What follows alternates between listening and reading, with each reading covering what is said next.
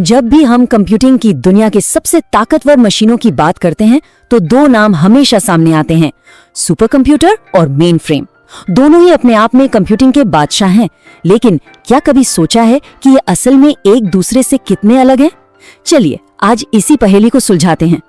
और देखिए, यहीं पर इन दोनों के बीच का सबसे बड़ा फर्क सामने आता है, उनका मकसद। एक मशीन बनाई गई है सबसे मुश्किल, सबसे उलझी हुई समस्याओं को सुलझाने के लिए, तो दूसरी का काम है एक ही वक्त पर हजारों कामों को संभालना। समझ लीजिए, एक स्पेशलिस्ट है तो दूसरा एक बेहतरीन मैनेजर। तो चलिए सबसे पहले मिलते हैं इस स्पेशलिस्ट से, यानी कि सुपर कंप्यूटर से। इसे बस एक ही काम के लिए बनाया गया है, दुनिया की सबसे बड़ी और सबसे जटिल चुनौतियों का सामना करने के लिए। तो आखिर ये सुपर कंप्यूटर है क्या चीज?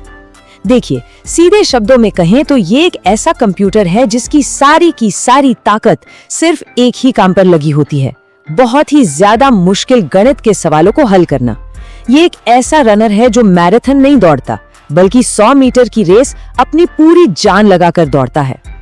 और इन मशीनों को हम असल दुनिया में काम करते हुए देखते हैं, जैसे कल मौसम कैसा रहेगा इसका बिल्कुल सटीक अंदाजा लगाना हो, या फिर समंदर की गहराइयों में तेल के भंडार खोजने हो। इन बड़ी बड़ी समस्याओं को सुलझाने के लिए सुपर कंप्यूटर की ही जरूरत पड़ती है। और ये इतनी मुश्किल समस्याएं हल कैसे करते हैं? जाहिर है, अपनी अविश्वसनीय स्पीड से। एक सुपर कंप्यूटर की परफॉर्मेंस को टेराफ्लॉप्स में नापा जाता है। इसका मतलब है हर सेकंड में खरबों कैलकुलेशंस। जरा सोचिए, क्या जबरदस्त स्पीड होगी ये। यही वो ताकत है जो इसे वो काम करने की क्षमता देती है जो किसी दूसरी मशीन के बस की बात नहीं। अच्छा, तो ये तो हुई सुपर कंप्यूटर की बात। अब आते हैं हमारे दूसरे महारथी पर, मेन फ्रेम। ये है विश्वसनीयता का चैंपियन और एक साथ ढेर सारे काम संभालने का मास्टर।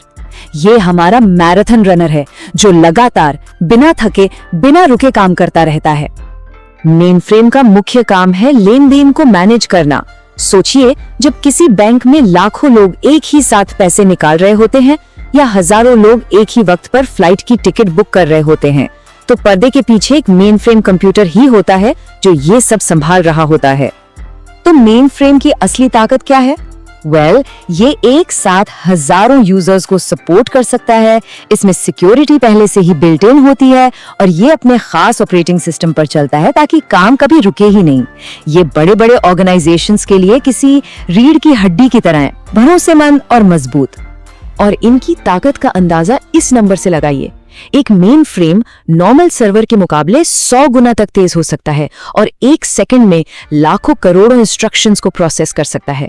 यही स्पीड इसे एक ही समय में इतना सारा डेटा और इतने सारे ट्रांजैक्शन संभालने की क्षमता देती है। तो अब जब हम दोनों के बारे में थोड़ा थोड़ा जान गए हैं, तो क्यों ना इन्हें आमने सामने रखकर देखा जाए और समझा जाए कि इनके डिजाइन और काम करने के तरीके में असल फर्क क्या है। अगर हम इतिहास में झांकें तो मेन फ्रेम पहले आए थे जिन्हें IBM ने बनाया था, और उसके काफी समय बाद 1976 में सीमोर क्रे ने दुनिया को पहले सुपर कंप्यूटर से मिलवाया। और यही इन दोनों की कहानी का सबसे जरूरी हिस्सा है।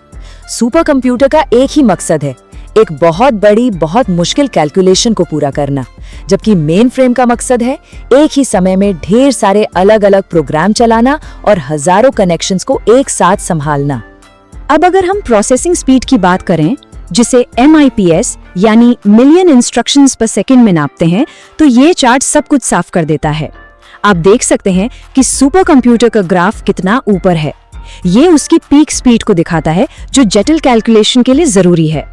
वही मेन फ्रेम भी बहुत तेज है, लेकिन उसकी ताकत पीक स्पीड में नहीं बल्कि लगातार बहुत सारे काम एक साथ करने की क्षमता में है। इनकी काम करने का तरीका यानी इनका ऑपरेटिंग सिस्टम वो भी बिल्कुल अलग है। आजकल की ज्यादातर सुपर कंप्यूटर लिनक्स पर चलते हैं, जो एक बहुत ही फोकस्ड और पावरफुल सिस्टम है। दूसरी तरफ मेन फ्रेम की खूबी ये है कि ये एक ही समय में कई अलग अलग ऑपरेटिंग सिस्टम चला सकता है। इसी वजह से ये इतना वर्सेटाइल और भरोसेमंद बन जाता है। तो इस पूरी बातचीत का, इस पूरी कहानी का निचोड़ क्या है? अगर सिर्फ एक आइडिया में इन दोनों के बीच का फर्क समझना हो तो वो क्या होगा? बात सीधी सी है, सुपर कंप्यूटर बने हैं कंप्यूटेशनल डेप्थ यानी गहराई के लिए, किसी एक समस्या की जड़ तक जाने के लिए, और मेन फ्रेम बने हैं ट्रांजैक्शनल ब्रेथ यानी विस्तार के लिए, हजारों कामों को एक साथ फैलाने और संभालने के लिए। गहराई बनाम विस्तार, बस यही है इन दोनों की असली कहानी। और ये बात हमें एक बहुत ही दिलचस्प सवाल पर लाकर छोड़ देती है। आज की दुनिया में जहां डेटा लगातार बढ़ता जा रहा है और समस्याएं और भी जटिल होती जा रही हैं, आने वाले कल के लिए कंप्यूटिंग की कौन सी फिलॉसफी ज्यादा जरूरी साबित होगी, गहराई वाली या विस्तार वाली? ये सोचने के लिए एक बड़ा सवाल है।